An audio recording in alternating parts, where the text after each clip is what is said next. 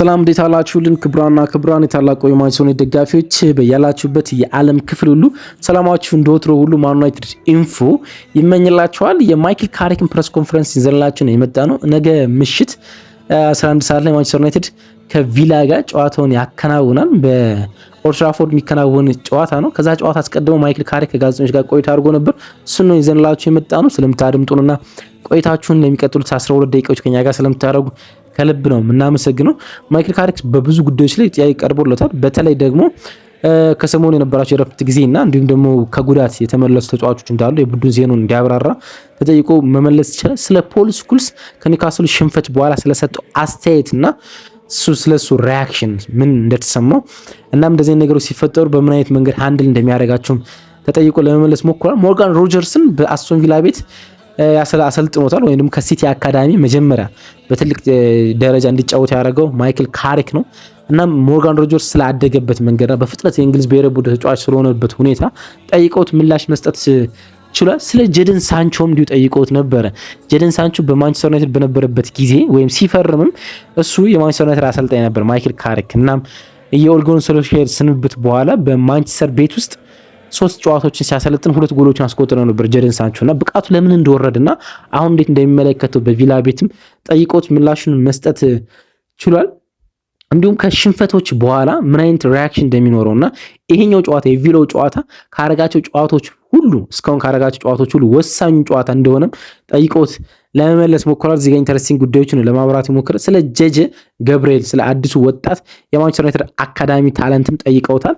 ስለሱ ምላሹን ሰጥቷል። እያንዳንዱን የማይክል ካሪክን ምላሽ ኢች ወርድ ለእናንተ የምናቀርብ ይሆናል ማለት ነው። አብራችሁን ስለምትቆዩ ስለምታደምጡን፣ ሀሳብ አስተያየቶቻችሁን በኮሜንት መስጫው ባር ስለምትሰጡን፣ እንዲሁም ላይክ አድርጋችሁ አድናቆታችሁንና ድጋፋችሁን ስለምትሰጡን ከልብ ነው የምናመሰግነው። ማን ዩናይትድ ግሎሪ የሚለውን በጥቂቱ አድምጠን ተመልሰን ማይክል ካሪክ ምን አለ ኢች ወርድ እንመለከታለን።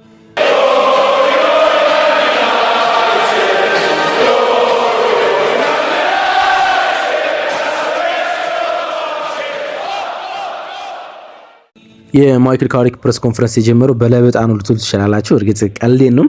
ጋዜጠኞች ሲጀምረው ሰላምታውን እንዴት ነው ማይክል ካረገው በኋላ ካየን በጣም ቆይታል አለው። ያው በቅርብ ጨዋታ ስላልነበረው ማንቸስተር ዩናይትድ ይህ ጊዜ እንዴት እንዳለፈበት ነግረን አለ። ለዚህ ጨዋታ የተመለሱና የማይሰለፉ ተጫዋቾች እስካሉ ብሎ ጠየቀው። አዋሉ ጥሩ ሳምንት ነበር አለ። ውጤቱ አሳዛኝ ነበረ።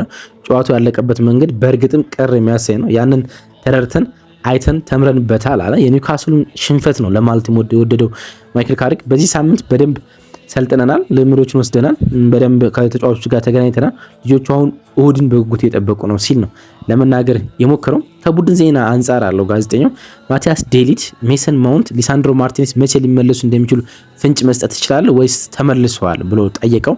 ከዛ በኋላ የሜሰን ማውንት መልስ ነው ዋናው ነገር። ሜሰን ከቡድኑ ጋር ተመልሷል ኦፊሻሊ ሲል ነው ለመናገር የሞከረው። ይህ በጣም ደስ የሚል ነው። ሜሰን ለኛ ጠቃሚ ተጫዋች ነው። ተመልሶ አብሮን ለኛ እያንዳንዱ ጨዋታዎች ለማድረግ ዝግጁ ነው። ገና በትንሹ ልምምድ እያከናወነ ስለሆነ 100% ፊትነሱን ማግኘት አልቻለም። መመለሱ ግን ለኛ በጣም ጥሩ ነው። ስለዚህ እሁድ ይሰለፋል አይሰለፍም የምናየው ነገር ይሆናል። ግን ለእሱ ትልቅ እርምጃ ነው። በዚህ ደስተኞች ነን። አሁን ለአሁኑ የተመለሱ ተጫዋቾች እነዚህ ናቸው ሲል ነው ለመግለጽ የሞከረው። ስለዚህ ሊሳንድሮ ማርቲኔዝ እና ማቲያስ ዴሊት አሁንም እንዳልተመለሱ ነው እንግዲህ ለመግለጽ የሞከረው ማይክል ካሪክ ማለት ነው። ስለ ፖል ስኩልስም ተጠይቆ ነበር። ፖል ስኩልስ ከኒውካስል ሽንፈት በኋላ አንዳንድ አስተያየቶች ሰጥቶ ነበረ። ከዚያ በኋላ ንግግሩ ከአውዱ ውጭ እንደተወሰደበትና አንተን እንዳናገረ ተናግሯል። ያ ግንኙነት ምን ይመስል ነበረ? እንዲሁም በዚህ ክለብ ያለ ልምድ ከቀድሞ የቡድን አጋሮች ጋር ያለ ግንኙነት እንደዚህ ያሉ ሁኔታዎችን ለማርገብ ምን ያህል ይረዳል ብሎ ጠይቀውት ነበረ። ፖል ስኩልስ እንግዲህ ፖስት ካረገ በኋላ እኛም አንስተነው ነበር። ከዛ በኋላ ፖስቱን አንስቶታል። ፖስቱን ማንሳት ብቻ ሳይሆን ፖስቱ ዲፋይን የተደረገበት መንገድ ልክ አይደለም ብሎ ለመናገር ሞክሯል። ስለዛ ጉዳይ ነው የጠየቁት። ስለ ጉዳይ የሚባል ብዙ ነገር ስለ ጉዳዩ የሚላችሁ ብዙ ነገር የለም። በማህበራዊ ሚዲያ የሚሰጡት ነገሮች በትምህርት ጥቅስ ውስጥ ባሉ ነገሮች እንዲህ ነው በተለያዩ መንገዶች ሊተረጎሙ ይችላሉ። ስለዚህ ዋናው ትርጉም መረዳት ብቻ ነው። ስማ የተለያዩ አስተያየቶች ሊኖሩ ይችላሉ፣ ችግር የለውም። ሰዎች የተለያየ አስተያየት ሊኖራቸው ይችላል። ያን አስተያየት የመስጠት መብት አላቸው። ነገሮች ከአንዱ ጫፍ ወደ ሌላው ጫፍ መውሰድ አስፈላጊ ነው ብዬ አላስብም እና እንደዚህ ነገሮች ብዙ አያስጨንቁኝም። ትልቅ ነገሩም አይደለም፣ ትልቅ ነገርም አላደረገም ሲል ለመመለስ ሞክሯልና እንዳልኳችሁ ማይክል ካሪክ ለጋዜጠኞች ብዙ ነገር የሚሰጥ ሰው አይደለም። ብዙ ነገር የሚሰጥ ሰው አይደለም ማለት ለሚዲያ ግባት የሚሆንና ኮንትሮቨርሳል አስተያየት የሚሰጥ አሰልጣኝ አይደለም። አሁን ከቀድሞ ሌጀንዶች ጋር ወይም ከቀድሞ የቡድን ጓደኞች ጋር ያለ ግንኙነት እንደዚህ አይነት ነገሮች ለማርገብ ይረዳል ወይ ብሎ ጠይቀውት ነበረ። ባልሰማ ነው እንግዲህ ሲያልፈው የሰማ ነው ማለት ነው። ሚድልስቦሮ ሞርጋን ሮጀርስን አሰልጥነዋል። እንግዲህ የቪላ ዋናው ሰው ሞርጋን ሮጀርስ እንደሆነ ትናንትና ፕሪማች ስንሰራ ነግረናቸዋል። እሁድ ልትጋጠመው ትችላለ። እንግዲህ ከሲቲ በውሰት ያስፈረመው ሞርጋን ሮጀርስ እና ትልቅ ተጫዋች ያደረገው እሱ ነው። ከዛ በኋላ ነው ወደ ቦሮ የመጣው እንጂ ከሲቲ በውሰት ያስፈረመው ማይክል ካሪክ ነውና እናም እንደዚህ ትልቅ ተጫዋች ያደረገው እሱ ነው። ለዛ ነው የጠየቁት። እሁድ ትገጥመዋል። እንዲህ ያለ ፍጥነት እንደዚህ አይነት ባለ ፍጥነት ቁልፍ የፕሪሚየር ሊግ እና የብሔራዊ ቡድን ተጫዋቾች መሆኑ አስገርመዋል ብሎ ጠይቁት። በዚህን ያህል ፍጥነት ለማለት ነው። በዚህን ያህል ፍጥነት ተጫዋቹ ወሳኝ የፕሪሚየር ሊግ እና እንዲሁም የብሔራዊ ቡድን ተጫዋች መሆኑ አስገርመዋል ወይ ብለው ጠይቁት። በመጀመሪያ ሞርጋን እንዲሁ በጥሩ ሁኔታ ሲቀጥል ማየቴ ለእኔ በጣም ደስ ይላል። እናም ብቃቱን ይዘው በመቆየቱ በጣም አስደስቶኛል። ይህን ለረጅም ጊዜ አድርጎታል። በጥር ወር መጀመሪያ ሲፈርም እንዴት እንደሚሆን እርግጠኛ አልነበርኩም። ለሱ መጀመሪያ ሲፈርምለት ነው ለሱ ትልቅ እርምጃ ነበር። በሚድልስቦሮ ለረጅም ጊዜ አልተጫወተም ነበር። ስለዚህ በሚድልስቦሮ ትንሽ ተጨማሪ ጊዜ ቢቆይ ይሻላል የሚል ስሜት ነበረ። ነገር ግን ወደ አስቶን ቪላ እንዲሄድ ትልቅ እርምጃዎችን ወስዷል። በፍጥነት የቡድኑና የኢንግላንድ ብሔራዊ ቡድን አካል ሆኗል። ይህ ምን ያህል ጎበዝ እንደሆነ ያሳየናል። ምን ሊያደርግ እንደሚችል ብቃቶችን ኳስ ይዞ በሚሄድበት መንገድ፣ በግራና በቀኝ እግሩ መጫወቱን፣ ጎል የሚፈጥርበት መንገድ፣ ጎል ማስቆጠሩ፣ እንዲሁም ያለው የስፖርታዊ ብቃት ትህትናው ትመለከታላችሁ። ፍጹም ፕሮፌሽናል ተጫዋች ነው። ለዚህም ነው መጀመሪያ ወደ እኛ ያመጣ ነው። እንዲህ ያለ ተጽዕኖ ሲያሳድር ማየት ምናልባት እኔ ከጠበቅኩት በላይ ነው። ምናልባት ሞርጋን ራሱ ከጠበቀው በላይ ሊሆን ይችላል። ግን ማየቱ ደስ ይላል። እንዲሁ ውጤታማ ሲሆን በማየቴ ደስተኛ ነኝ። በእርግጥ ስንገጥመው ታሪኩ ሌላ ነው። ቢሆንም ግን እሱ ጥሩ ሰው ነው። አብሮ ለመስራት ምቹ ሰው ነው። ስለዚህ እንዲህ ስለተሳካለትና ትልቅ ተጫዋች ስለሆነ ለሱ ደስ ይለኛል እኔ ሲል ነው ለመናገር የሞከረው። ከመሀል አንድ ቃል ሰምታችኋል አይደል? አሁን ስንገጥመው ታሪኩ ሌላ ነው ሲል ሞርጋን ሮጀርስ ያለውን ብቃት እንዳይጠቀም ለማድረግ እንሞክራለን ለማድረግ ከኛ ጋር ሲጫወት ግን ታሪኩ ሌላ ነው ለማለት የሞከረውና በወሰደው ውሳኔ በፍጥነት ወደ ቪላ ለመምጣት ከቦሮ ወጥቶ ወደ ቪላ ለመውጣት በወሰነው ውሳኔ ማይክል ካሪክ ደስተኛ እንዳልነበረ እና በፍጥነት እንደወሰነው እንደተሰማው ግን ደግሞ ትክክለኛ ውሳኔ እንደሆነ አሁን እንደተሰማው ነው ለመግለጽ የሞከረው። ቀጣዩ ጥያቄ ስለሌላ የቪላ ተጫዋች ነው የጠየቁት፣ ስለ ጀደን ሳንቾ። ጀደን ሳንቾ ሲፈርም ወደ ማንቸስተር ዩናይትድ እዛ ነበርክ። በአንተ ስር በሶስቱ ጨዋታዎች ላይ 2 ጎሎች አስቆጥሯል። በዚያን ጊዜ በዩናይትድ በጣም ጥሩ የኳስ ህይወት የሚኖረው ይመስል ነበር። ነገሮች በሄዱበት መንገድ ተገርመሃል ብለው ጠየቁትና ያን ኦሌ ጉናር ሶልሻየር ተሰናብቶ ማይክል ካሪክ የማንቸስተር ዩናይትድ አሰልጣኝ በነበረበት ጊዜ በሶስቱ ጨዋታዎች ላይ 2 ጎሎች ማስቆጠር ችሎ ነበርና ስለዛ ጉዳይ ነው ያስታወሱት። በእግር ኳስ በማንኛውም ነገር ልትገረም አትችልም። ይህ አንዱ የእግር ኳስ አካል ነው። አንዳንድ ጊዜ ወደ አንድ ክለብ ትመጣለህ፣ አንዳንዴ ይሳካል፣ አንዳንዴ ደግሞ አይሳካም። ይህ የተለመደ ነው፣ በሁሉም ክለብ ይከሰታል። ጀደን ተሰጥኦ አለው፣ ምንም አያጠያይቅም። በመጀመሪያም ወደ ክለቡ የመጣው ለዚህ ነው። በጣም ጥሩ ጊዜያት ነበሩት። በምን ምክንያት እንደሆነ አላቅም። እኔ ለተወሰነ ጊዜ እዚህ አልነበርኩም። አሁን ግን ራሱን አስቶን ቪላ ውስጥ አግኝቷል። በዶርትመንድ ጥሩ ጊዜ ነበረው። በሻምፒዮንስ ሊግ ፍጻሜ ተጫውቷል። ስለዚህ በእርግጠኝነት ተሰጥኦ አለው። በዚህ ውድድር ዘመንም ብዙ እየተጫወተ ይገኛል። ለዚህ ምስጋና ይገባዋል። ተጽዕኖ እያሳደረና ብዙ ጨዋታዎች እያደረገ ነው።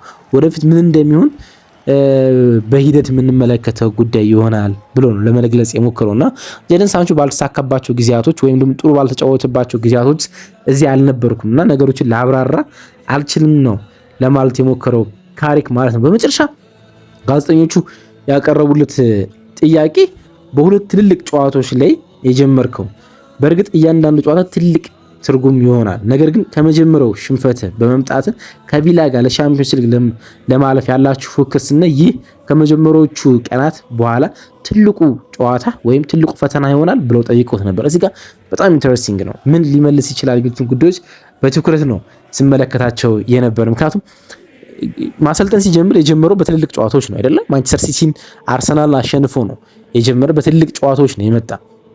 ግን ማይክል ካሪክ ሲሸነፍ የተመለከትነው ለመጀመሪያ ጊዜ ነው። በማይክል ካሪክ አሰልጣኝነት በ2021 አሁንም በ2026 ለመጀመሪያ ጊዜ የተመለከተው። ስለዚህ ለእንደዚህ አይነት ሽንፈቶች ምን አይነት ምላሽ ይሰጣል የሚሉት ጉዳዮች ሜዳ ላይ በጣም በጣም አስፈላጊ ነውና እሱን ጥያቄ ነው እንግዲህ የጠየቁት ማለት ነው። ሁልጊዜም በፈተና ውስጥ ነው ያለን ይመስለኛል። ሁልጊዜም ስለሚቀጥለው ነገር ነው የምናስበው። ብታሸንፍም ባታሸንፍም አቻ ብትወጣም ምላሽ ምንድን ነው?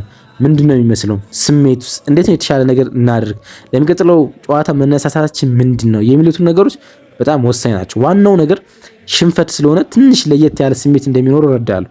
ግን ሽንፈት በሆነ ወቅት መምጣቱ አይቀርም። ሊጉን ብታዩት በጣም ከባድ ነው። አብዛኞቹ ቡድኖች ሁሉም ባይባሉም እንኳን በቅርብ ጊዜ ይህ አጋጥሟቸዋል። ነገሮችን በትክክለኛው እይታ ማየት አስፈላጊ ነው። ማሻሻል የምንችላቸውና የተሻለ መስራት የምንችላቸው ነገሮች መለየት ነው። በቅርብ ጊዜ ካደረግናቸው ጨዋታዎች ብዙ በራስ መተማመን አግኝተናል። ምን ማሳካት እንደምንችልና እንዴት እንደምንጫወት ማሳየት ላይ ማተኮር አለብን። ስለዚህ በዚህ መልኩ በጣም ጥሩ ሳምንት ነበረን ብዬ አስባለሁ እና የሚቀጥለውን ጨዋታ በጉጉት ነው የምንመለከተው። ተጫዋቾችን ለዚህኛው ጨዋታ ምን አይነት ሪያክሽን እንደሚወስዱ መመልከት ፈልጋለሁ። አስፈላጊ ጨዋታ ነው። ከዚህ ማምለጥ አንችልም።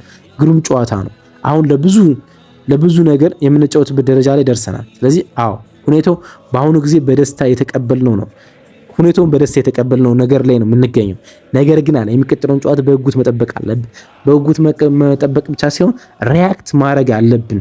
ያን ማሳየት አለብን ለደጋፊዎች ሲል ነው ማይክል ካሪክ ለመግለጽ የሞከረው ማለት ነውና ይሄኛው ኢንተረስቲንግ ይመስለኛል። በጨዋታው የተዘጋጁበት መንገድና ለመማር የሄዱበትን ርቀት ለማስረዳት የሄደበት መንገድ በጣም ኢንተረስቲንግ ይመስለኛል ማይክል ካሪክ ማለት ነው። ሌላ በፕሬስ ኮንፈረንስ ላይ ከዳሰሳቸው ጉዳዮችን ከጠየቁ ስለ ጄጄ ገብርኤል የጠየቁት እንግዲህ ስለ ጄጄ ገብርኤል ከሰሞኑ ፕሮግራም ሰርተንላችኋል። ከሰሞኑ በጣም አነጋጋሪ የሆነ ወጣት የማንቸስተር ዩናይትድ አካዳሚ ተጫዋች ነው። ቪዲዮ ክሊፖቹ በብዙ መውጣት ከጀመሩ በኋላና በተካታይ ጨዋታዎች ለማንቸስተር ዩናይትድ ከ21 ዓመት በታች ከ18 ዓመት በታች ያስቆጠራቸው ያሉ ጎሎችና ከዋናው ቡድን ጋር ልምድ ማድረጉ ብዙ እያነጋገረ የሚገኙ ግን የ15 ዓመት ተጫዋች ነው ግን የሚቀጥለው የእንግሊዝ ብሔራዊ ቡድን ትልቁ ትውልድ አካል እንደሆነ እየተዘገበ ነው የሚገኘው። የእንግሊዝ ብሔራዊ ቡድን በአትኩሮት ከሚመለከቱ ተጫዋቾች እንደ አንዱ ነው። ሪዮ ነጉማ የሚባል የሊቨርፑል ተጫዋች አለ። እንዲሁም ማክስ ዶማ የሚባል አንድ አርሰናል ተጫዋች አለ። እንዲሁም ጄጄ ገብርኤል ከነሱ ጋር በሚቀጥለው ትውልድ የእንግሊዝ ዋና ሰው እየተደረገ የሚቆጠር ሰው ነውና ስለሱ ጠይቆት ነበር። እሱ ገና በጣም ወጣት ነው አለ እና ጄጄ በጣም ጥሩ ሁኔታ ላይ ነው የሚገኘው። በአካዳሚ ውስጥ በጣም ጥሩ የሆኑ ወጣት ተጫዋቾች አሉን። ወጣት ተጫዋቾችን በተቻለ መጠን ወደፊት ለማምጣት እንጥራለን። የ21 ዓመት በታች ቡድን ጨዋታ ደግሞ ከ25 ደቂቃ በላይ በኋላ ይጀምራል። ስለዚህ ይህንን ጨርሰን እሱን ለመመልከት በጉጉት እንጠብቃለን ሲል ነው ለመናገር የሞከረው ማለት ነው። ጄጄ ቶምሰን ፕሬስ ኮንፈረንስ ሚካኤል ካሪክ እየሰጠ በነበረበት ጊዜ ከ21 ዓመት ቡድኑ ጋር ጨዋታ ለማከናወን ወደ ሜዳ እየገባ ነበር እና ስለዛ ጉዳይ ነው ለማንሳት የሞከረ። ከ18 ዓመት በታች ጨዋታዎችን ሲያረቅ ቆየ። አሁን ደግሞ ከ21 ዓመት በታች ጨዋታዎችን ያከናወነ የሚገኘው ከእድሜው በብዙ ርቀት እየሄደ ነው የሚገኘው። በሚቀጥለው የውድድር ዓመት ለማንቸስተር ዩናይትድ ዋናው ቡድን ጨዋታዎችን ሲያደርግ በእርግጠኝነት እንመለከተዋለን ማለት ነው። የማይክል ካሪክ ፕሬስ ኮንፈረንስ ይህን ይመስል ነበረ። ስላዳመጣችሁና አብራችሁ ስለነበራችሁ ከልብ እናመሰግናለን። ባይ እንወዳችኋለን።